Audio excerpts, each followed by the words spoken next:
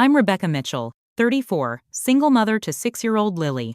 Standing in snow outside my parents' house, luggage beside me, my daughter crying. Inside, family Christmas gathering with laughter audible through frosted windows. My phone buzzes with a text from Sister Amanda. Sorry, no room this year, maybe next time. Shocked, I see my ex-husband's new wife through the window, helping decorate the tree. My tree, my spot, my family. Lily tugs my coat, tears freezing on her cheeks. Why won't Grandma let us in? She promised. That Christmas Eve changed everything forever. I never imagined what would happen next. If you've ever felt the sting of family betrayal, this story might hit close to home. Before I continue, I'd love to know where you're watching from today. Drop your location in the comments and hit that like button if you've ever had to stand up to family who took you for granted. Now, let me tell you how my family's Christmas rejection led to the most satisfying karma I never expected. To understand the magnitude of that Christmas Eve betrayal, you need to know about the decade I spent married to James Mitchell, a respected orthopedic surgeon at Boston Memorial. We met in college, married at 23, and built what I thought was the perfect life. Our daughter Lily came along when I was 28, completing our family in our beautiful suburban home with the white picket fence and golden retriever named Max. I worked as a marketing director but scaled back to part-time after Lily was born. James was climbing the hospital hierarchy, and from the outside, we had it all. The fairy tale cracked when I discovered text messages between James and his office manager, Natalie. Not just any messages.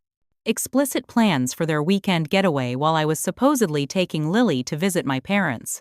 The affair had been going on for nearly a year. When confronted, James didn't even have the decency to deny it. Instead, he announced he wanted a divorce because he and Natalie had something special. My family initially rallied around me. Mom brought casseroles. Dad threatened to have a word with James. My sister Amanda, always competitive with me since childhood, seemed almost gleeful about my misfortune beneath her sympathetic facade, but she showed up to help with Lily. My brother Michael, the family peacekeeper, offered his guest room if I needed space. The divorce was brutal. James hired an aggressive attorney who painted me as a neglectful mother too busy with my career. Despite evidence of his infidelity, Massachusetts being a no-fault state meant his affair didn't matter legally. He fought for joint custody, not because he wanted more time with Lily, but because it meant paying less child support. I drained my savings fighting for my daughter. Throughout this nightmare, I noticed subtle shifts in my family's attitude. Mom stopped asking how I was doing and started mentioning how James always was good with investments when I expressed financial concerns. Dad, who had promised to never speak to that backstabber again, was suddenly golfing with James. Michael became evasive about family gatherings. Then I discovered through Lily that my parents had invited James and Natalie to Sunday dinner. Daddy's new friend makes better mac and cheese than you, my daughter innocently informed me. The betrayal stung, but I swallowed my pride. Family is complicated, I told myself. They're trying to keep peace for Lily's sake. My parents, Robert and Margaret Henderson, came from old New England money that had mostly dwindled before I was born. Still, appearances meant everything. Dad worked as a bank manager until retirement, and Mom was active in the country club social scene. They valued status and conventional success, which was why James, the surgeon, had always been the golden son-in-law. Amanda, 2 years younger than me, had always competed for attention. When I got A's, she needed A+. When I married a doctor, she married a lawyer, then divorced him when he didn't make partner. She had no children but a high-powered career in finance that my parents bragged about constantly. Michael, the youngest at 30, worked in our father's old bank, married his college sweetheart Jenny, and tried to avoid conflict at all costs. After the divorce, I downsized to a small apartment, took on freelance marketing projects at night after Lily went to sleep, and stretched every dollar. No more housekeeper, no more nice vacations, no more financial security. Meanwhile, James moved Natalie into our former home within months of the divorce finalizing. Christmas had always been Lily's favorite holiday. Despite everything, I called my mother in early December to confirm our usual arrangements. She seemed hesitant but assured me, "Of course you and Lily will be here. Your family." I specifically asked if James would be there, and she said, "Don't worry about that. We'll work it out." I should have pressed harder, but I wanted to believe in family loyalty. A week before Christmas, I noticed my parents and siblings becoming increasingly difficult to reach. Then, on December 23rd, Amanda texted, "Mom wanted me to let you know there's no room for you and Lily this year. Everyone's staying over and space is tight. Maybe next time." I called my mother immediately. She answered with obvious reluctance. "It's just easier this way, Rebecca. James and Natalie needed somewhere to stay since their heating system broke down. You understand, right? You've always been the reasonable one." "But what about Lily?" I asked, my voice breaking. "She's been talking about Christmas with Grandma for weeks." "Children are resilient," my mother replied coolly. "James said he'll take her for New Year's instead. Honestly, Rebecca, it's time you stopped making everything so difficult." That night, I told Lily we might need to change our Christmas plans. Her little face crumpled, but she nodded bravely. "It's okay, Mommy. We can have Christmas at our house." But the next day, Christmas Eve, she begged to at least drop off the presents she'd made for her grandparents. Against my better judgment, I agreed. We'd just deliver the gifts and leave with dignity. I never imagined they'd actually turn us away at the door. The snow had been falling steadily since morning as Lily and I loaded our overnight bags and carefully wrapped presents into my aging Honda. The 2-hour drive to my parents' colonial house in Concord was treacherous, with plows struggling to keep up with the blizzard conditions. Lily chattered excitedly from the back seat, clutching the handmade ornaments she'd created for everyone in the family. For Grandpa, a painted wooden fish for his study. For Grandma, a clay angel for the tree. For Aunt Amanda, a beaded bracelet in her favorite colors. Each gift represented hours of a 6-year-old's loving effort. "Will Uncle Michael bring baby Emma?" Lily asked, referring to my brother's 6-month-old daughter whom she adored. "I think so, sweetheart," I answered, gripping the steering wheel as we navigated an icy patch. I'd maintained the fiction that we were still welcome, planning to drop off the gifts and suggest a last-minute change of plans to spare Lily the truth. We pulled into the circular driveway at 4:30 p.m. The house looked like a Christmas card, white lights outlining the roof, a wreath on every window, smoke curling from the chimney. Through the large bay window, I could see the massive Douglas fir that my father always insisted on, sparkling with the antique ornaments that had been in our family for generations. "Look, Mommy, the angel is on top already," Lily exclaimed, pointing to the tree. My stomach tightened. Traditionally, placing the angel was a Christmas Eve ceremony, with me lifting Lily to place it on the highest branch. Someone else had taken our place already. I helped Lily gather her gifts, and we trudged through ankle-deep snow to the front porch. Before I could knock, the door swung open, revealing my mother in her red cashmere sweater, pearl necklace perfectly positioned, holiday makeup flawless. Her smile faltered when she saw us. "Rebecca," she said, blocking the doorway. I thought Amanda explained the situation. "She did," I replied, forcing brightness into my voice for Lily's sake. "We just came to drop off some presents. Lily made something special for everyone." Mom's eyes darted nervously over my shoulder. I turned to see a gleaming BMW pulling in behind my salt-stained Honda. James and Natalie had arrived. "Why don't you leave them on the porch?" Mom suggested, her voice dropping to a whisper. "It's just easier for everyone this way." Lily looked up, confusion clouding her eyes. "But Grandma, you said I could help make the gingerbread house this year. You promised." From inside the house came peals of laughter. I recognized Amanda's distinctive cackle, followed by my father's baritone chuckle. "Margaret, are they here yet?" Dad called from inside. "Dinner's getting cold." "Just a minute, Robert," Mom called back, then turned to me with pleading eyes. "Please don't make a scene. Not on Christmas." "A scene?" I repeated, my voice breaking. "We drove 2 hours through a blizzard because you couldn't be honest with me." The BMW door opened, and James stepped out, immaculately dressed in a camel hair coat.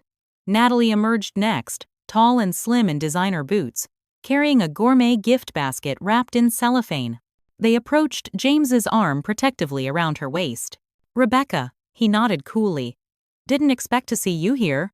"Daddy!" Lily cried, starting toward him. Hey, princess, he said, giving her a quick hug before straightening. We'll see you next weekend, okay? Behind my mother, Amanda appeared in the doorway. Mom, everything's ready. Oh, you're here. Her eyes met mine without a trace of remorse. Aunt Amanda. Lily held up the beaded bracelet. I made this for you. Amanda glanced at it briefly. That's nice, sweetie. Maybe your mom can mail it to me. She turned to Natalie. Come on in. Wait till you see what we did with the dining room. My mother stepped aside to let James and Natalie enter, but remained blocking my way. Through the opening, I caught a glimpse of the living room. My brother Michael sat by the fire, bouncing his baby daughter on his knee. My father stood at his bar cart, mixing old fashions. On the mantel, where family photos had always been displayed, I noticed a new addition. James and Natalie, arms around each other, beaming at the camera. My photos had been removed. What's happening, Mommy? Lily tugged at my coat, her voice small. I looked at my mother, silently pleading, but saw only discomfort and shame in her eyes. No welcome. No love. It appears we're not invited after all, I said quietly. But it's Christmas, Lily whispered, tears welling in her eyes. I'm sorry, Mom murmured, not meeting my gaze. James has been so generous with your father's investment portfolio, and Natalie organized the most wonderful charity event for the hospital board. They're family too now. And we're not? The words felt like glass in my throat. The door closed gently but firmly in our faces. I stood frozen, Lily's hand in mine, as snow collected on our shoulders. Through the door, I heard my father's voice. Finally. Now we can properly start Christmas. Mommy, why won't they let us in? Lily's tears were falling freely now. I couldn't answer. My phone buzzed with a text. Amanda, don't ruin this for everyone. Natalie is trying really hard to fit in. Another buzz. Michael. Sorry, sis. Mom and Dad made the call. Nothing I could do. Final buzz. James. Taking your parents to Vail next month. About time they had a proper vacation. Maybe be less difficult next year and they'll make room for you. I guided my sobbing daughter back to the car. Her handmade gifts still clutched in her mittened hands. Through the window, I watched Natalie take my place at the tree, accepting an ornament from my mother with a gracious smile. My father poured her champagne. My family, my blood, had chosen my replacement. We drove in silence to the only available accommodation, a roadside budget inn with flickering neon and questionable heating. I paid for the night with my nearly maxed-out credit card, carried our bags inside, and tucked Lily into a bed with scratchy sheets. Santa will still find us, right? She asked in a small voice before falling asleep. Of course he will, I promised, stroking her hair until her breathing deepened. Then I locked myself in the bathroom, sat on the cold tile floor, and sobbed until I had nothing left. My phone kept lighting up with family photos posted to social media. Perfect family Christmas Eve. My mother had captioned a picture of everyone around the dinner table. In the background, I could see the handmade stockings I'd created years ago, except mine and Lily's were missing. They had erased us completely. It was in that moment, curled on the bathroom floor of a cheap motel on Christmas Eve, that something inside me changed. The dutiful daughter, the peacemaker, the one who always forgave and compromised, she died that night. In her place, a new Rebecca was born. One who would never again put family loyalty above her own dignity or her daughter's happiness. I scrolled through my texts and discovered something I'd missed before. A group message sent to Amanda that had accidentally included me. Do we have to keep pretending with Rebecca? James and Natalie are so much more fun. Less drama. My father had responded. She'll get over it. She always does. They had been planning this for weeks. It wasn't a last-minute space issue. It was a deliberate exclusion, a choice made long ago. As Lily slept, I began to plan my response, not an emotional outburst, but a calculated reckoning that would be served very, very cold. The role of family peacekeeper wasn't something I chose, it was assigned to me almost from birth. As the eldest child, I learned early that maintaining harmony was my responsibility. When Amanda broke Mom's favorite vase at age 5, I took the blame. When Michael's teenage rebellion threatened to disrupt Sunday dinner, I mediated between him and Dad. My childhood was a masterclass in smoothing ruffled feathers and swallowing my own needs. The pattern continued into adulthood. When Amanda's first marriage imploded after she had an emotional affair with her boss, I was the one who defended her to our disappointed parents. "She's going through a rough time," I explained, even as Amanda blamed me for showing her up with my seemingly perfect marriage.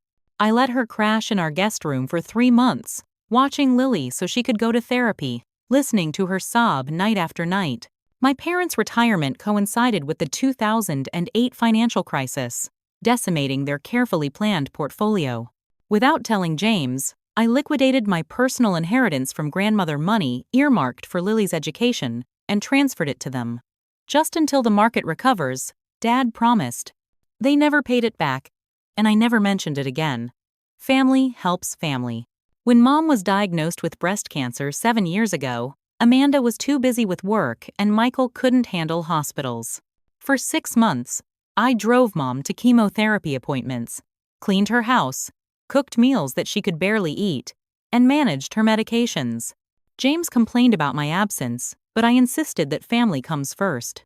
The irony of that commitment now burned like acid in my stomach. Christmas had always been my domain. Each year, I orchestrated the perfect holiday. Homemade decorations, personalized gifts, traditional recipes executed flawlessly. I spent weeks preparing, ensuring everyone's favorite dishes were served, and every detail was perfect. My family came to expect this level of care without acknowledging the effort behind it. Even after discovering James's affair, I tried to maintain peace. When he asked to have Lily for special occasions, I accommodated his schedule despite the inconvenience to mine. When he was late with child support, I didn't immediately call my lawyer. He's still her father, I reminded myself, suppressing the rage that threatened to consume me. James understood my role in the family and exploited it masterfully. He knew I would concede rather than create conflict, that I would sacrifice rather than stand firm. While I was apologizing for inconveniencing everyone with my divorce, he was methodically securing his position in my family. The surgeon's precision I once admired was now deployed against me with devastating effectiveness. A memory surfaced as I sat in that dingy motel room, my 10th birthday party. Mom had promised a special celebration, but Amanda came down with a mild fever that morning. The party was canceled, my cake repurposed for Amanda's recovery. "You understand, don't you?" Mom had said. "You're the big girl." I nodded and smiled, pushing down my disappointment. That night, I heard my parents laughing with Amanda as they watched a movie in her room. I wasn't invited to join. This pattern repeated throughout my life. When I received a scholarship to NYU, my parents convinced me to attend the local state university instead, so I could help care for my grandfather. When I was offered a marketing position in Chicago after college, they questioned how I could abandon the family. Each time, I compromised my desires to maintain family harmony. The Christmas Eve rejection was merely the culmination of a lifetime of such moments, the most egregious example, but not the first. What made it different was that this time, they hadn't just hurt me. They had hurt Lily. I watched my daughter sleep, her face still showing traces of dried tears. Her small body curled protectively around the gifts she'd made. They had rejected not only me but this innocent child, whose only crime was being my daughter. Something crystallized in that moment. I would forgive much against myself, but nothing against her. In the motel's harsh fluorescent light, I opened my laptop and began to document every financial contribution I'd made to my family, every time I'd sacrificed my needs for theirs, every promise they'd broken, every manipulation they'd deployed. The lake house property that grandmother had left equally to me, Amanda, and Michael, but which I alone had paid to maintain for the past 5 years. The family heirloom jewelry that was supposed to come to me but somehow ended up with Amanda. The pattern became undeniable when laid out chronologically. I texted Sophie, my closest friend since college, and the only person who had consistently called out my family's treatment of me. "You were right," I wrote. "About everything." Her response came immediately. "What happened?" I gave her the condensed version. Her reply was swift and certain. "This ends now. No more doormat, Rebecca. I'm coming over tomorrow. We're making a plan." For the first time that night, I felt a glimmer of resolve replacing the hollow ache in my chest. I began researching family property law in Massachusetts, finding that my name was indeed still on the lake house deed. I discovered that the investments my father had been making with James were potentially violating several financial regulations. I composed a draft email to my family attorney. As dawn broke on Christmas morning, I made a silent vow to my sleeping daughter. The legacy of the family peacekeeper ended with me. She would never learn to silence her needs to keep others comfortable. She would never be taught that family loyalty meant self-erasure. I would show her what healthy boundaries looked like, what self-respect demanded, what real love entailed. The Rebecca who had stood shivering on her parents' porch, silently begging for inclusion, was gone. In her place stood a woman who would never again confuse submission with love or sacrifice with relationship. The reckoning would not be swift, that would be too simple, too easily dismissed. It would be methodical, comprehensive, and absolutely inescapable. My family had spent years taking advantage of my conflict avoidance. They were about to discover that the peacekeeper, pushed too far, could become the most formidable opponent of all. Christmas morning in a budget inn was never part of my plan. The room smelled faintly of cigarettes despite the no-smoking sign, and the heater rattled ominously throughout the night. But when Lily woke up, her first concern wasn't our surroundings. "Did Santa find us?" she asked, rubbing sleep from her eyes. Thank goodness I'd packed a few small wrapped gifts in our luggage, an emergency measure I'd taken without really knowing why. "Let's see. Shall we?" I said with forced cheerfulness, pulling the packages from my overnight bag. Her face lit up as she unwrapped the art supplies and stuffed unicorn. "He did find us. But how did he know we weren't at Grandma's?" "Santa always knows where good children are," I said, swallowing the lump in my throat. We ate breakfast at Denny's, the only restaurant open on Christmas Day, where our server, Denise, wore reindeer antlers and gave Lily extra whipped cream on her pancakes. "Just us girls today, huh?" she asked kindly. "Just us girls," I confirmed, tipping her generously from my dwindling funds. By noon, my phone was buzzing constantly. I had silenced notifications the night before, unwilling to let their holiday photos intrude on what little peace I could salvage with Lily. Now, I steeled myself and began reading. "Mom, you're overreacting again, Rebecca. We didn't have enough room with everyone staying over. Why make such a fuss?" "Dad, your mother is upset now. Christmas is ruined because you had to create drama. When will you grow up?" "Amanda, Natalie asked about you. See? She's really making an effort. Maybe if you weren't so bitter about James moving on, we could all get along." Michael, attempting peacemaking. "Hey sis, sorry about last night. Mom and Dad made the call, and you know how they get. We missed you though. Maybe we can do something small next week?" The worst came from James. "Lily should have been with family for Christmas. Your pettiness is hurting our daughter. Natalie and I would have made room for her if you'd asked instead of showing up unannounced. Be an adult." Unannounced? They had uninvited us via text message. The gaslighting was breathtaking.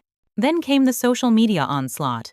Mom posted a family photo captioned, "Perfect Christmas with all our loved ones."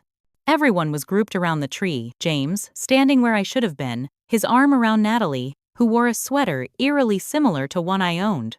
The comments were worse. "So nice to finally meet the new Rebecca, but better." My mother's friend, Charlotte. "Such a lovely couple. An upgrade for sure," Amanda's co-worker. James had posted a photo of himself carving the turkey my traditional role with the caption, "Honored to carry on the Henderson family traditions." Family is everything. I closed the apps, feeling nauseated. They weren't just replacing me. They were erasing me. Lily was coloring contentedly on the motel bed, happily distracted by her new art supplies. I stepped into the bathroom to call Sophie. "I'm 10 minutes away," she said before I could speak. "Pack your stuff. You're spending the rest of Christmas with us." True to her word, Sophie arrived with her husband Dave and their son Ethan, Lily's best friend from school. They helped us load our meager belongings into their SUV. "We've got ham, potatoes, and Dave's mom's famous apple pie waiting at home," Sophie said, hugging me tightly, "and a spare room with actual clean sheets." At Sophie's warm, chaotic house, Surrounded by people who genuinely cared for us, I felt the first real warmth since the previous day's devastation. While the kids played with Ethan's new toys, Sophie poured wine and listened to the complete story. "I've been telling you for years they take advantage of you," she said, her lawyer's mind already cataloging offenses. "But this crosses every line. What are you going to do?" For the first time, I had an answer ready. "I'm going to document everything. I've started already. Then I'm going to speak with a lawyer about the lake house and custody arrangements." Sophie nodded approvingly. "I know someone specialized in family property disputes. But what about emotionally? What about your parents, Amanda, Michael?" "I don't know yet," I admitted. "Part of me wants to cut them off completely. Another part still hopes they'll suddenly become the family you deserve," she finished for me. "Rebecca, I need to be clear. They won't. Not without serious consequences." After dinner, while the children watched a Christmas movie, I called my attorney, leaving a detailed voicemail about reviewing my divorce agreement given James's financial arrangements with my parents. Then I set up a separate bank account, transferring my modest savings where James couldn't access the information. I canceled the joint credit card we'd maintained for Lily's expenses but which James regularly used for personal purchases. That night, in Sophie's guest room, I created a detailed timeline of events leading to our Christmas Eve rejection. I documented the financial entanglements, the gradual shift in loyalty, the manipulation tactics. Writing it all down was both painful and liberating, like lancing an infected wound. My phone continued buzzing with messages attempting various forms of manipulation. "Mom, I don't understand why you won't answer. We're worried about you." "Dad, your mother is in tears. Is this how you repay everything we've done for you?" "Amanda, you always were dramatic. Grow up and get over it already." "Michael, everyone's asking where you are. Can't you just smooth things over like you always do?" I responded to none of them. Instead, I sent a single text to James. "Effective immediately. All communication regarding Lily will go through my attorney. Do not contact me directly." His response was immediate and revealing. "You can't afford this fight, Rebecca." He was wrong. This was the one fight I couldn't afford to avoid. The next morning, December 26th, I took Lily to the park with Sophie's family, watching her play in the snow without the shadow of rejection darkening her eyes. My phone rang my grandmother, the only family member I still trusted. "Rebecca," her voice wavered. "I've just heard what happened. I'm so sorry, darling. I had no idea they would do something so cruel." "It's not your fault, Grandma," I assured her. "But it is," she insisted.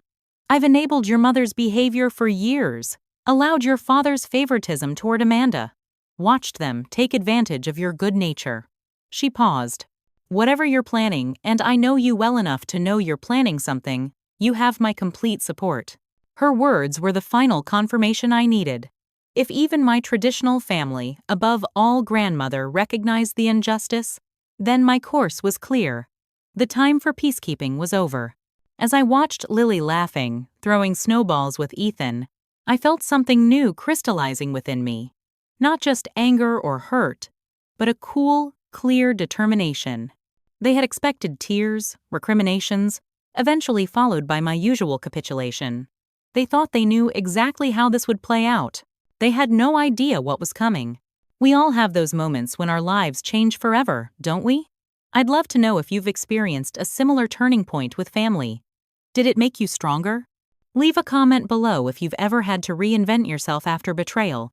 And if you're enjoying this story so far, please hit that like button to help others find it too. The next part of this story is where things really start to shift. 2 days after Christmas, my phone chimed with a notification I almost ignored. It was the family group chat, a thread I'd muted but not yet deleted. Curiosity got the better of me. I opened it, not knowing I was about to encounter the most breathtaking display of entitlement I'd ever witnessed. My mother had sent a formal announcement. "Henderson Family Reunion, July 4 to 10 at the Lake House. Mark your calendars for our annual summer gathering. Bigger and better than ever this year." The Lake House, technically Lake House Lodge, was a century-old property on Lake Winnipesaukee that had been in our family for generations. My grandmother had left it equally to me, Amanda, and Michael in her living trust, though she herself was still very much alive and now living in Florida.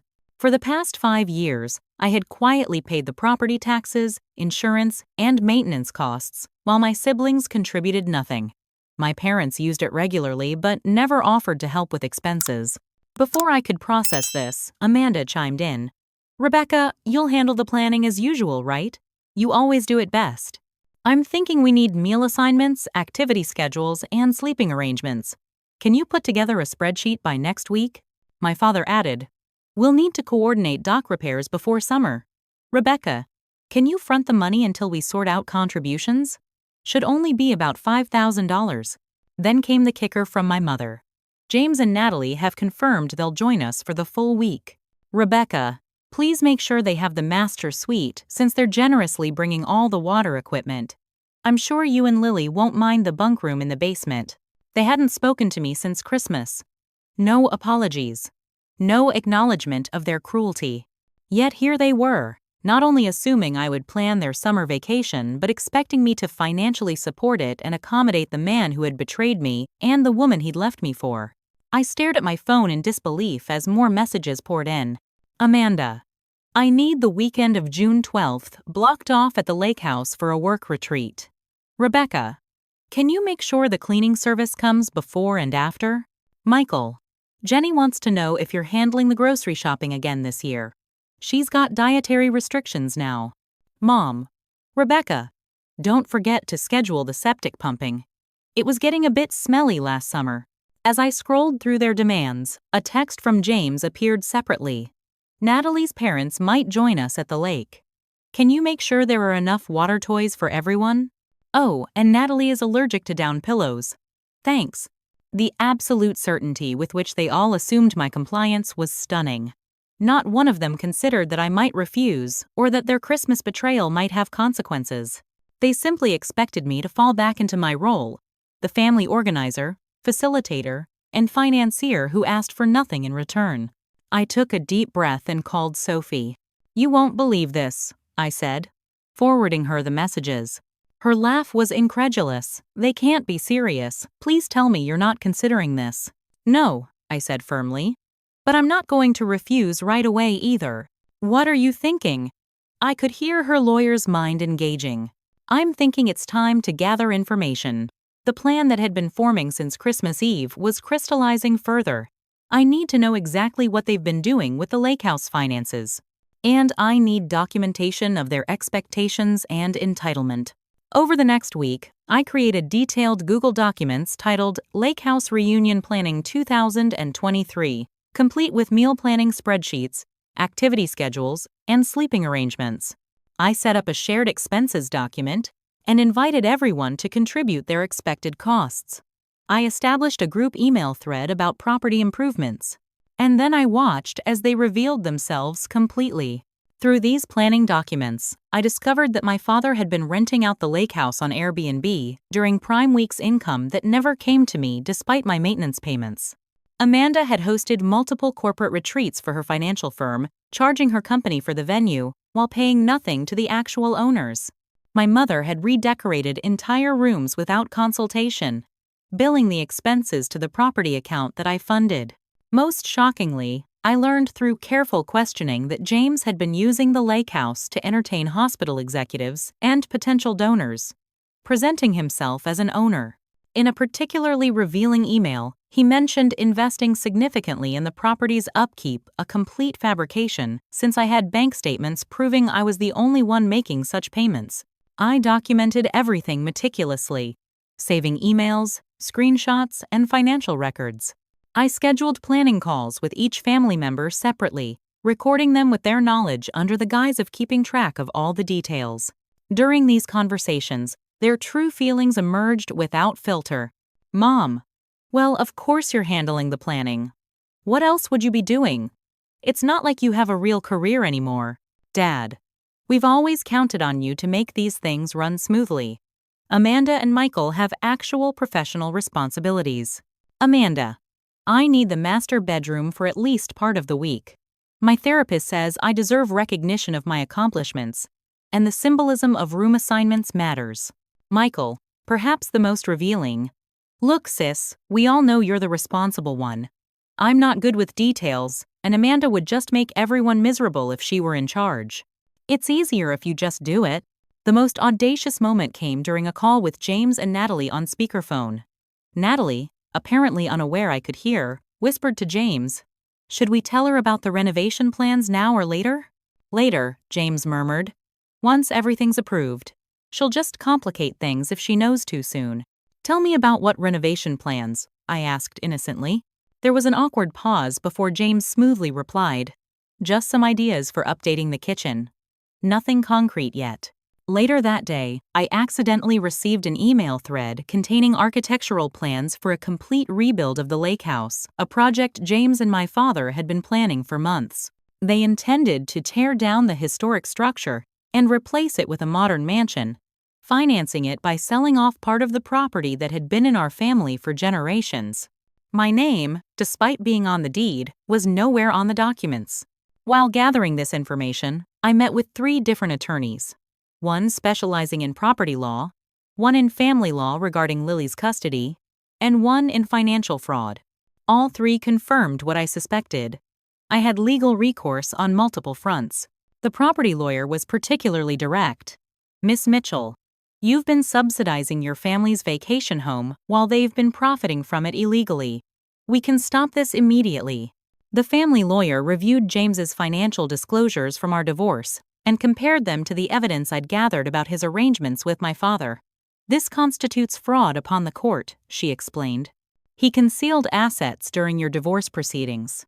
We have grounds to revisit the entire settlement." My grandmother called during this period. "Have you seen these renovation plans?" she asked, her voice shaking with anger. "That house has been in our family since 1917. Your grandfather would be turning in his grave. You know about the plans?" I was surprised. "Your father called to inform me, not ask, mind you. Just inform me that they'd be updating the property. When I objected, he said I was being sentimental and impractical." Her voice hardened. "I've made some calls of my own to our family attorney. You're not alone in this fight, Rebecca." Meanwhile, the family's demands escalated. My mother sent a detailed list of foods Natalie preferred and expected me to accommodate. Amanda informed me she'd invited her new boyfriend and his 3 children without asking. My father called about increasing the renovation budget and asked if I could contribute from my divorce settlement money that was meant for Lily's future education. James took it furthest, texting, "Natalie and I are thinking of having our engagement party at the lake house in May. Can you coordinate with the event planner we've hired? We'll need you and Lily scarce that weekend, obviously." Each demand, each assumption, each dismissal of my ownership and rights strengthened my resolve. They expected the same old Rebecca, the peacekeeper, the doormat, the one who would sacrifice everything for family harmony. That Rebecca no longer existed. By the time their lake house renovation committee, which excluded me despite my ownership stake, scheduled its first meeting, I had completed my preparation. I had gathered evidence, consulted attorneys, documented their abuse of both the property and my goodwill, and developed a comprehensive strategy for reclaiming what was rightfully mine. The stage was set for the confrontation that would change our family dynamic forever, but they had no idea it was coming. In their minds, I remained the compliant daughter, sister, and ex-wife who would always put their needs above my own. In just under 6 months, at the lake house they took for granted, they would discover exactly how wrong they were. "Everything looks great with the lake house plans," I wrote in our shared document. "I've set up the meal rotation schedule and assigned bedrooms. Can't wait to see everyone in July." My apparent enthusiasm for the family reunion prompted a flurry of responses. "Mom, I knew we could count on you, darling." "Amanda, make sure James and Natalie have the best view." "Dad, good girl. Always knew you'd come around." Their relief was palpable. The family peacekeeper was back in her rightful place, ensuring their comfort at her own expense. Little did they know I was playing the longest game of my life. I scheduled individual planning calls with each family member, recording them with their knowledge for accuracy. These conversations revealed far more than vacation preferences. They exposed the family's true dynamics and the extent of their financial entanglements. During my call with Dad, I casually mentioned maintenance costs. By the way, I noticed the property taxes increased again this year. Well, you've been handling those, haven't you? He replied absently. James and I have been focused on the investment portfolio. What investment portfolio? I asked innocently. Dad hesitated.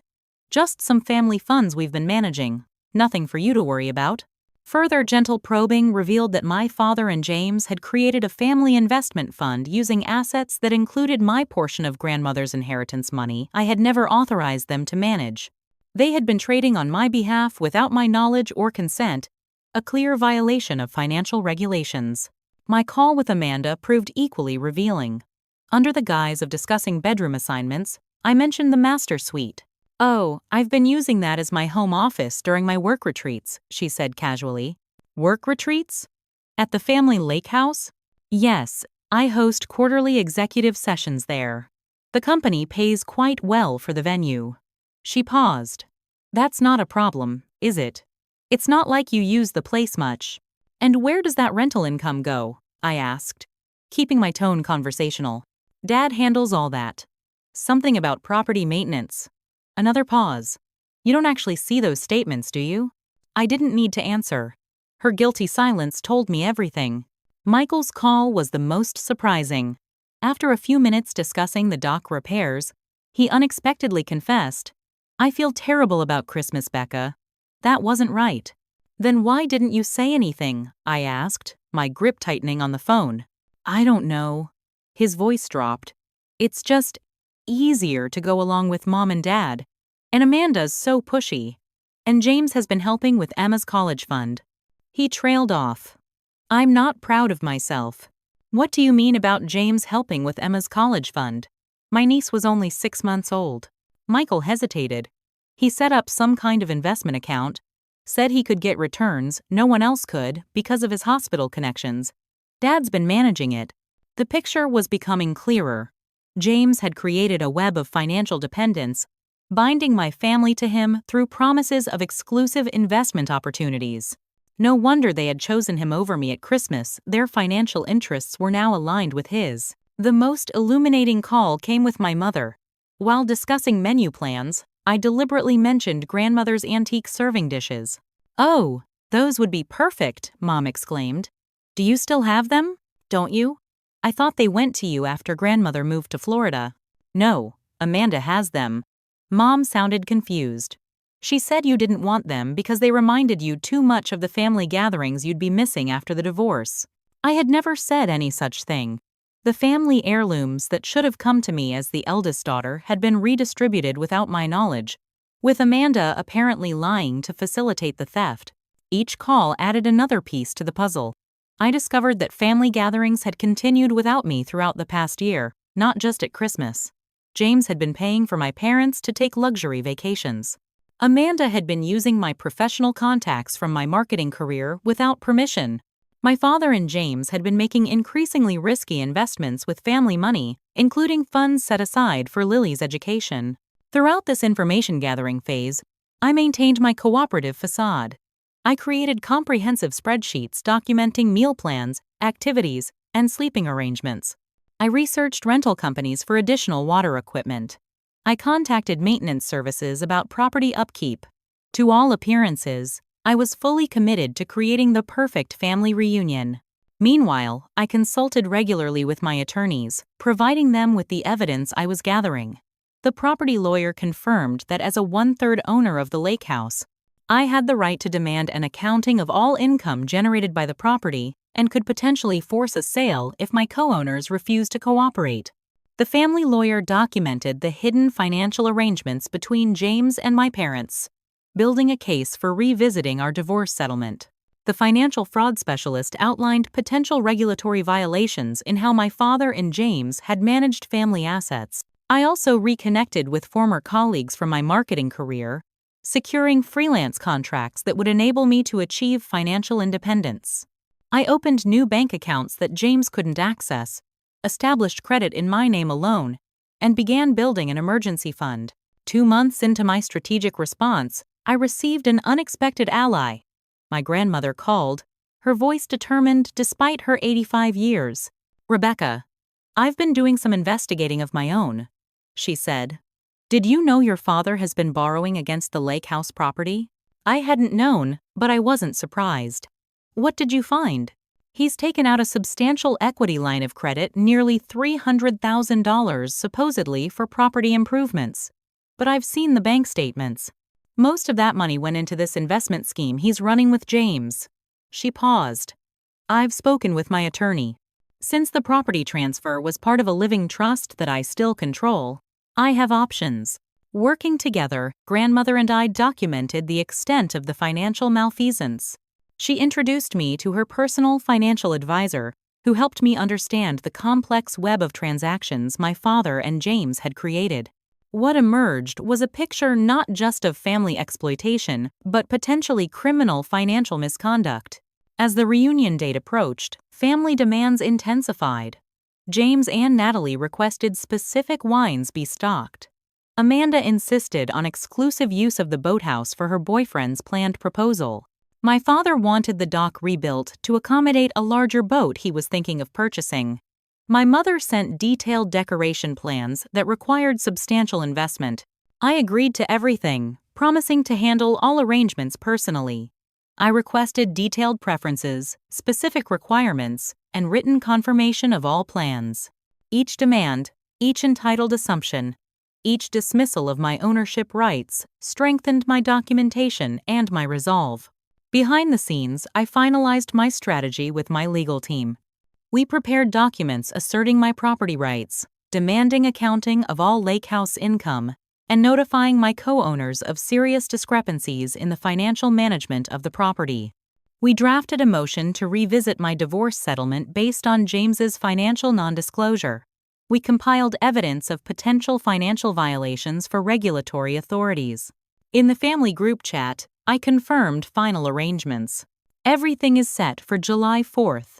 I'll arrive a day early to prepare the house and make sure everything is perfect. Can't wait to see everyone for this special family reunion. The responses flooded in, full of excitement and presumption. They had no idea that the reunion would indeed be special, but not in the way they imagined. After years of being the family peacekeeper, I was about to become the family truth-teller. And truth, as they were about to discover, can be a devastating weapon when wielded with precision. July 3rd dawned clear and perfect. The kind of New England summer day that makes you believe in postcards. I arrived at the lake house early as promised, my car packed with supplies and documents rather than the food and decorations my family expected. Lily was with Sophie's family for the weekend, a deliberate choice to shield her from what was coming. The lake house lodge stood as it had for over a century. White clapboard with green shutters, wraparound porch facing the water, ancient oak trees providing dappled shade over the sloping lawn. My great-grandfather had built it as a summer retreat during more prosperous times, and generations of Hendersons had gathered here for holidays and celebrations. I had learned to swim off its dock, had my first kiss on its porch, announced my engagement at a family dinner in its dining room. Now, it might be the site of our family's final gathering. I spent the day preparing, though not in the way my family anticipated. Instead of arranging flowers and preparing welcome baskets, I set up my evidence in the great room: financial statements, property documents, emails, text messages, all meticulously organized and ready for presentation. I placed folders at each seat around the massive oak dining table, each labeled with a family member's name and containing information specific to their actions. At 4 p.m., cars began arriving. My parents first, then Michael and Jenny with baby Emma, followed closely by Amanda and her boyfriend Tyler. James and Natalie pulled up in his new Tesla, which I noted with interest given his claims of financial constraints during our recent child support discussions. They entered the house laughing and talking, vacation mode already engaged. Their voices echoed through the foyer as they called out greetings and exclamations about the perfect weather. I remained in the dining room, waiting for everyone to settle in. "Rebecca?" My mother's voice preceded her into the room. "There you are. Why haven't you started dinner prep? Everyone's starving after the drive."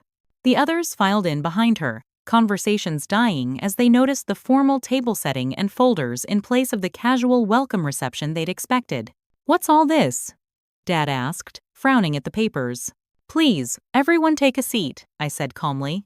There's something we need to discuss before the reunion officially begins. Exchanging confused glances, they complied.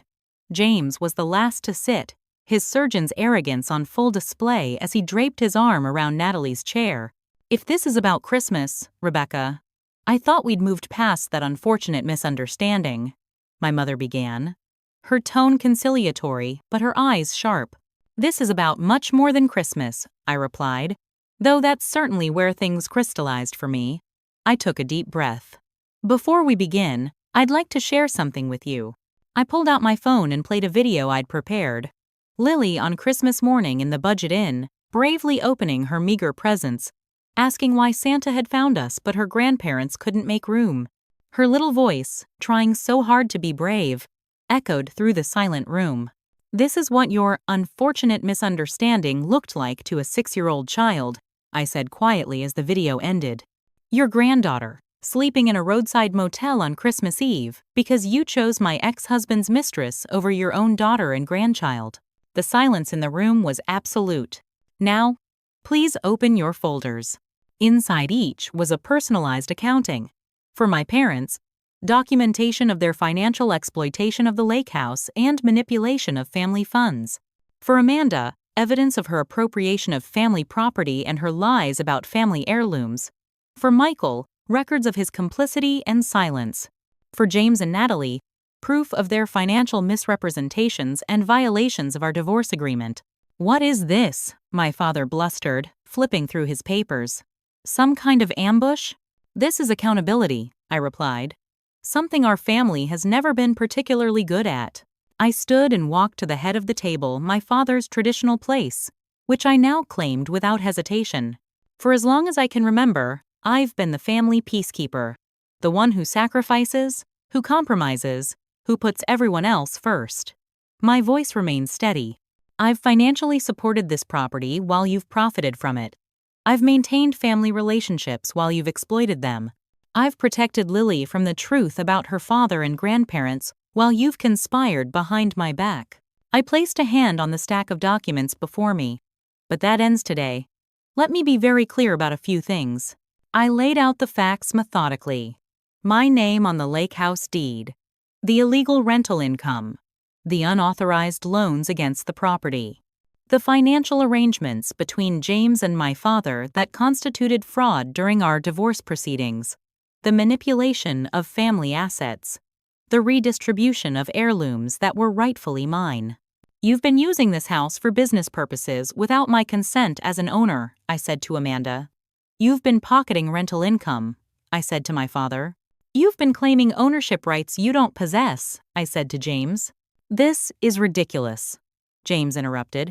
Your father and I have been managing family assets prudently. You lack the financial acumen to understand. Actually, I cut him off. I understand perfectly. That's why I've been gathering evidence for months. Evidence that my attorneys find quite compelling. At the word attorneys, the atmosphere in the room shifted perceptibly. Attorneys? My mother repeated faintly. Yes. Property law, family law, and financial fraud specialists. All of whom have reviewed these documents and prepared appropriate legal responses. I removed 3 formal letters from my folder and held them up. These will be filed on Monday unless we reach acceptable agreements today. The color drained from my father's face. James's jaw tightened. Amanda looked like she might be sick. You wouldn't, Amanda whispered. We're family. Family? I laughed without humor. Was I family when you turned me and my daughter away on Christmas Eve? Was I family when you stole heirlooms meant for me? Was I family when you used my professional contacts without permission? I turned to my parents. Was I family when you chose James over me? When you excluded me from gatherings but expected me to finance this property? I faced James last. And you? Was Lily family when you claimed financial hardship to reduce child support while financing vacations for my parents? When you lied about your assets during our divorce? No one spoke. The only sound was Michael's baby fussing quietly in her carrier. I'm not here for revenge, I continued, softening my tone slightly. I'm here to establish truth and new boundaries. You have choices to make today. I laid out my terms. A complete accounting of all lake house income and expenses over the past 5 years. Reimbursement of my maintenance contributions from rental proceeds. A formal property agreement acknowledging my ownership rights. Return of family heirlooms that were rightfully mine. Revisitation of James's financial disclosures during our divorce. And most importantly, acknowledgement of their treatment of me and Lily, with sincere apologies and changed behavior going forward. If you choose not to agree, that's your right, I concluded. But understand that on Monday, my attorneys will file for partition of the lake house property, financial accounting of all rental income, investigation of potentially fraudulent investment activities, and modification of custody and support based on material misrepresentation. These are not threats, they're consequences. The great room fell silent again as my family absorbed what I'd presented. My father was the first to recover, anger replacing his initial shock. "You ungrateful," he began, but my mother placed a restraining hand on his arm. "Robert," she said quietly, "look at the documents." He flipped through them with growing alarm, his financial expertise allowing him to recognize the seriousness of what I'd compiled. Amanda tried a different approach. "Becca, I know you're hurt about Christmas, but this is extreme. We can work this out without lawyers." We could have, I agreed. For months, I've given you opportunities to acknowledge what happened and make amends. Instead, you've continued to take advantage, to exclude, to manipulate. James stood abruptly. "This is absurd. I'm not staying for this." "That's your choice," I replied calmly. "But the regulatory authorities investigating your investment arrangements won't be as easy to walk away from." He froze, then slowly sank back into his chair. Natalie looked between us, confusion evident on her face. "What investment arrangements?" she asked. "James, what is she talking about?" No one answered her. Michael, who had been silent throughout, finally spoke. "She's right," he said quietly. "What we did at Christmas was wrong. And everything since." He looked at me directly. "I'm sorry, Rebecca. Really sorry." "Thank you, Michael," I acknowledged. "That's the first genuine thing anyone has said so far." From there, the conversation evolved into something unprecedented in our family: honest communication. There were moments of anger, denial, and accusation. My father threatened legal action of his own. Amanda tried emotional manipulation. James attempted to dismiss the evidence as misunderstanding. But the documentation spoke for itself. And as the discussion continued, the facade began to crack. My mother, looking suddenly older than her years, admitted that excluding us at Christmas had been a terrible mistake. My father, confronted with evidence of his financial mismanagement, grew quiet and defensive. Amanda, facing proof of her lies about family heirlooms, shifted from denial to grudging acknowledgement. James maintained his righteousness the longest, until I presented evidence of his hidden assets during our divorce, evidence that could potentially impact his medical license if fraud charges were pursued. Natalie's expression throughout this revelation suggested this wasn't the first time she'd discovered his dishonesty. After nearly 3 hours, we reached tentative agreements. My parents would provide full accounting of lake house finances and reimburse me for maintenance costs from rental proceeds. Amanda would return the family heirlooms she had claimed under false pretenses. The proposed renovation would be suspended pending proper owner consultation. James would revisit our support arrangement with updated financial disclosures. Most importantly, we established new boundaries for family relationships. No more taking advantage. No more exclusion. No more pretending cruel behavior was acceptable in the name of family peace. "I don't expect us to be close again immediately," I told them as we concluded. "Trust is earned, not demanded. But if you want relationships with me and Lily going forward, these are the terms." As they filed out to their cars to find alternate accommodations for the night, I had made it clear the lake house was mine for the weekend. Their expressions ranged from subdued anger to thoughtful reassessment. My mother lingered last, looking around the great room where so many family memories had been made. "I never saw it," she said softly. "How much we took from you. Expected from you." "No." I agreed. "You didn't." "Can we fix this?" she asked, genuine uncertainty in her voice. I considered her question carefully. "I don't know. But now we have truth as a starting point. That's something we never had before. After everyone left, I stood alone on the dock, watching sunset paint the lake in golds and oranges. For the first time in years, I felt the weight of family obligation lift from my shoulders. Whatever came next, reconciliation or separation, forgiveness or distance, it would be on my terms, grounded in truth and respect. The family peacekeeper was gone.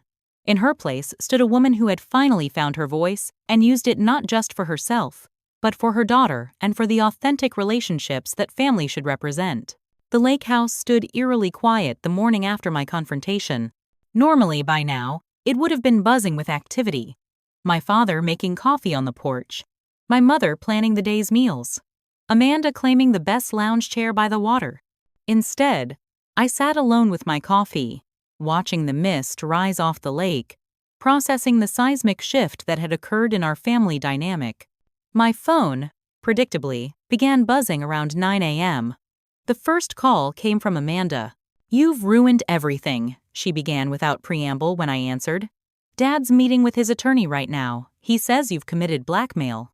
"It's not blackmail to present evidence of wrongdoing and request accountability," I replied calmly. "But he's welcome to consult his attorney. Mine is fully prepared." "Why are you doing this?" Her voice cracked with what sounded like genuine confusion. "We're family. Families fight and then move on. This isn't about fighting, Amanda. It's about years of exploitation and taking me for granted. It's about choosing my ex-husband over me and rejecting my daughter at Christmas." "That wasn't my decision," she protested. "Mom and Dad made the call about Christmas. I just went along with it." "Exactly. You just went along with cruelty toward your sister and niece. That's not what family does." There was a long pause before she spoke again, her voice smaller. "I've always been jealous of you. Did you know that?" This caught me off guard. "Jealous? Of what?" "Everything came so easily to you. Perfect grades, perfect husband, perfect child. Dad always bragged about you to his friends. My daughter Rebecca, the marketing director. My daughter, Rebecca, married to a surgeon. Even when you got divorced, you handled it with such dignity." She sighed. "When James started spending time with the family, it felt good to finally have Dad's attention. To be the favored daughter for once." Her admission stunned me. All these years, I'd seen Amanda as the favorite, the one whose accomplishments were celebrated while mine were expected. We'd been living with completely opposite perceptions of the same family dynamic. "That doesn't excuse what happened at Christmas," I said. But my tone had softened. "I know." She was quiet for a moment. "For what it's worth, I felt terrible that night. I almost called you, but—" She trailed off. "I was a coward." It wasn't a full apology, but it was perhaps the most honest conversation we'd had in years. We agreed to meet for coffee the following week, neutral territory to continue the conversation. Michael called next, his normally easygoing demeanor replaced by anxious sincerity. "I'm sorry, Becca. I truly am. I should have stood up for you at Christmas. I should have said something." "Why didn't you?" I asked the question that had been haunting me for months. "Fear, mostly," he admitted. "Fear of rocking the boat. Fear of losing financial support for Emma's future. Fear of being the next person excluded." He paused. "But mostly, I think I convinced myself it wasn't that bad. That you'd be fine because you're always fine. You always handle everything." "Not anymore," I said quietly. "I know. And honestly, good for you." His voice strengthened. "Jenny said the same thing last night. She was horrified when I told her everything. She said she's surprised you didn't cut us all off years ago." Michael's contrition seemed genuine. Unlike Amanda, he offered no excuses, just acknowledgement of his failure and a commitment to do better. We ended the call with tentative plans for a playdate between Lily and Emma, a small step toward rebuilding trust. My mother's call came that afternoon, her voice wavering between defensiveness and remorse. "I don't know what to say, Rebecca," she began. "The documents you showed us. I had no idea your father had been handling things that way." "You never asked," I pointed out. "You just assumed I would keep paying while you all enjoyed the benefits." "It wasn't like that," she protested, then stopped herself. Or maybe it was. I don't know anymore. There was a rustling sound, and I realized she was crying. "When did we become these people? When did I become the kind of mother who turns her daughter and granddaughter away at Christmas? Her question hung in the air between us, heavy with decades of family history and unexamined patterns. I think it happened gradually, I finally said. One small choice at a time. One expectation at a time. One rationalization at a time. Your father is beside himself, she continued. Not just angry, but I think he's afraid. Of the financial implications, yes, but also of losing you completely. He's too proud to say it, but I know him. His pride has been part of the problem all along, I observed. Yes, she agreed, surprising me. It has. We spoke for nearly an hour. Unlike our usual conversations, filled with surface pleasantries and unspoken expectations, this one delved into painful truths. My mother admitted that she had been jealous of my relationship with my grandmother, had resented my independence after the divorce, had allowed James to manipulate family dynamics because it was easier than confronting difficult emotions. I want to make this right, she said finally. I don't know how, but I want to try. It was the most vulnerable I'd ever heard her. I didn't promise immediate forgiveness, but I agreed to open a door that had been firmly closed since Christmas Eve. My father, predictably, was the last to reach out, and did so with characteristic indirectness. He sent an email rather than calling, its formal tone reflecting his discomfort with emotional conversations. Rebecca, it began, I've reviewed the financial documentation you presented. While I disagree with some of your characterizations, I acknowledge that proper accounting procedures were not followed regarding the lake house, income, and expenses. I am prepared to address these discrepancies and formalize our co-ownership arrangement with appropriate legal oversight. It wasn't an apology, but from my father, this acknowledgement of wrongdoing was unprecedented. The last paragraph, however, surprised me. Regarding the events of last December, your mother has helped me understand the gravity of our actions. I never intended to cause such harm to you and Lily. My judgment was clouded by financial considerations and a misguided attempt to maintain connections with James that I believed were in the family's best interest. I was wrong, and I regret the pain this caused. Coming from a man who had never admitted error in his life, these words represented a seismic shift. James, unsurprisingly, took a different approach. His attorney contacted mine, proposing mediation regarding the financial disclosures from our divorce. He made no personal attempt to communicate, no acknowledgement of wrongdoing beyond what legal necessity demanded. I hadn't expected more. Our relationship would remain strictly transactional, focused solely on co-parenting Lily with appropriate boundaries and formal communication channels. Natalie, however, reached out unexpectedly. She asked to meet at a coffee shop near my apartment, away from James's knowledge. I didn't know, she said immediately when we sat down. About Christmas. About the financial arrangements with your father. About any of it.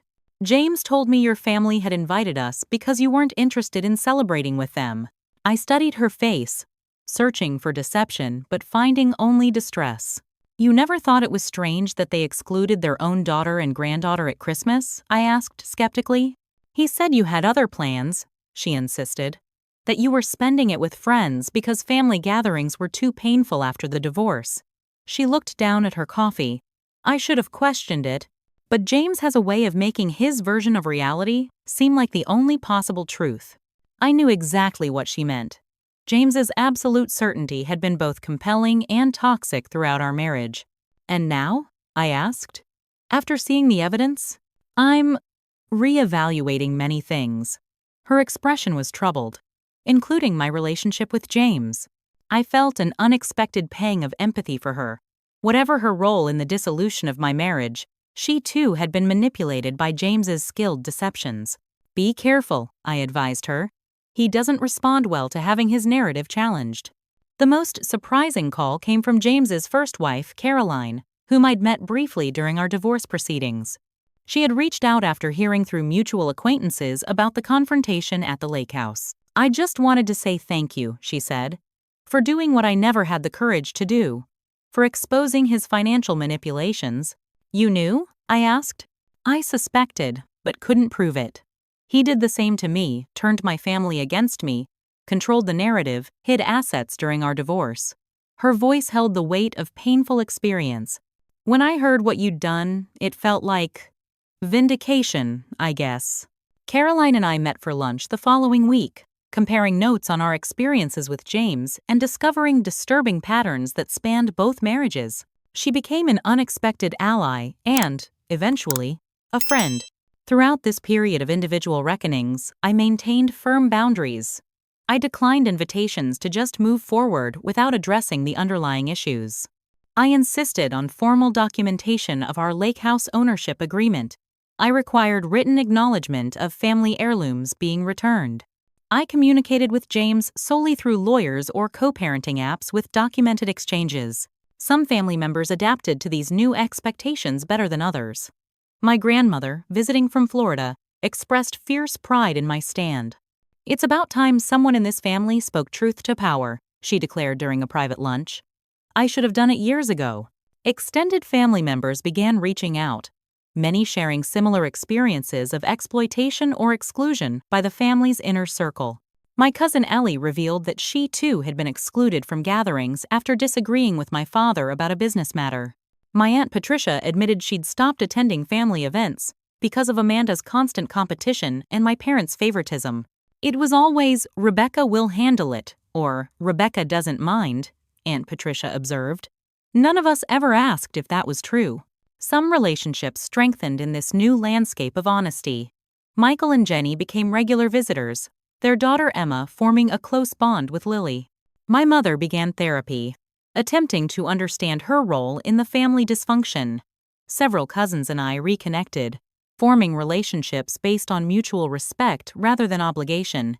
Other relationships remained strained. Amanda fluctuated between genuine remorse and defensive justification. My father complied with financial agreements but struggled with the loss of control. James maintained a facade of cooperation while seething with resentment at having his carefully constructed narrative dismantled. Through it all, I focused on two priorities: my daughter's well-being and my own integrity.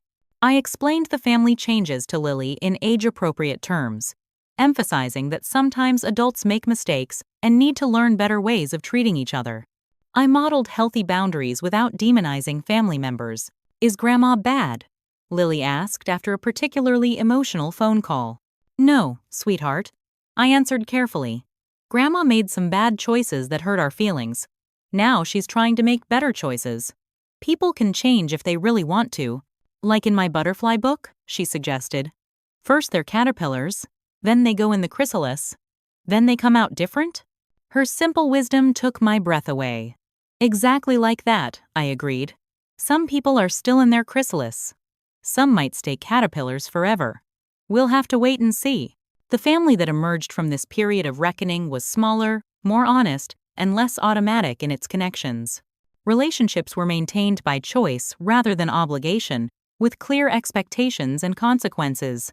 It wasn't always comfortable, but it was infinitely healthier than the dynamics that had preceded it. 6 months after the lake house confrontation, we gathered for Thanksgiving, not everyone, but those who had done the work to rebuild trust.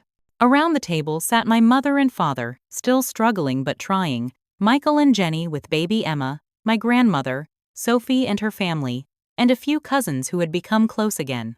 Amanda came for dessert only, still finding extended family time challenging but making efforts to connect. As I looked around at this reconfigured family, I realized that the Christmas rejection had been painful but necessary, a catalyst for transformation that could never have happened otherwise. Sometimes, it takes a complete breakdown to create the possibility of something authentic in its place.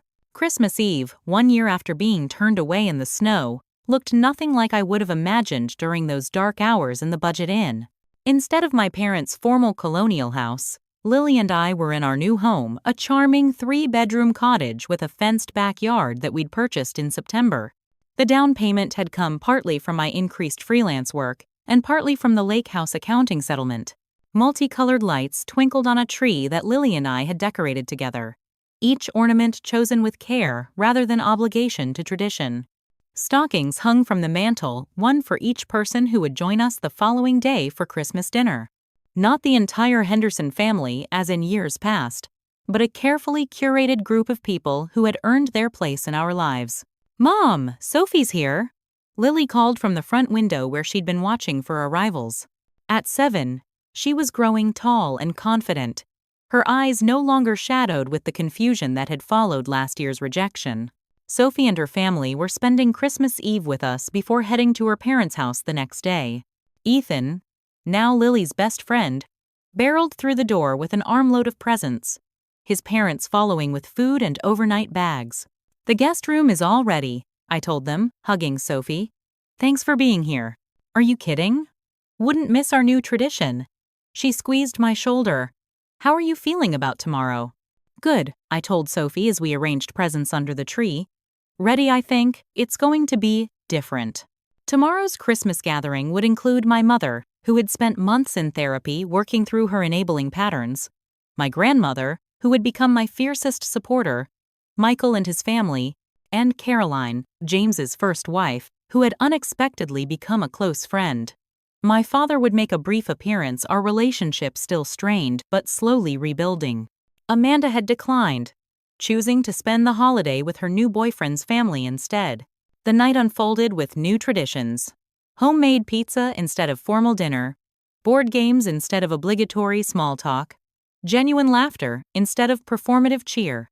As the children played, Sophie and I reminisced about the dramatic changes of the past year. "Remember when you called me from that motel?" she asked, keeping her voice low so Lily wouldn't hear. How could I forget? It felt like my world was ending. I sipped my wine thoughtfully. Instead, it was just beginning. The year had brought transformation. I couldn't have imagined that snowy night. After the lake house confrontation, the settlement with my family had provided financial breathing room. I'd leveraged my marketing skills to build a thriving freelance business, specializing in crisis communication, a fitting evolution given my personal experience. I'd even published an article series about family dynamics that had gone viral, leading to speaking opportunities and additional income streams. The custody agreement with James had been formally modified, with clear boundaries and communication protocols.